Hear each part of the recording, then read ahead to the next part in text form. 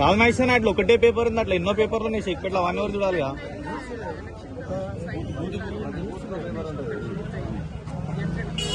కాదన్నా ఇప్పుడు మనకి లీడింగ్ ఓట్లు మొత్తం పోయినట్టే కానా. ఇప్పుడు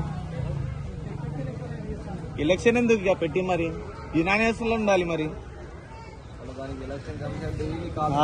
వేస్ట్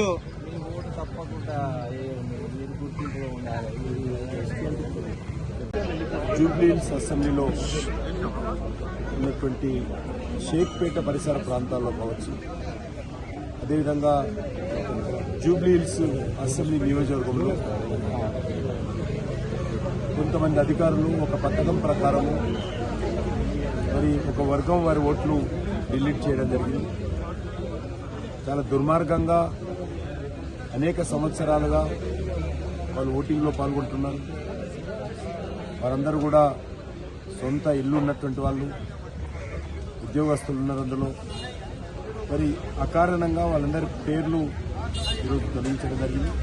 ఇప్పటికే నేను జిల్లా ఎన్నికల అధికారికి, అదేవిధంగా సికింద్రాబాద్ పార్లమెంట్ కాన్స్టిట్యున్సీ రిటర్నింగ్ అధికారికి కూడా నేను కంప్లీట్ చేయడం జరిగింది.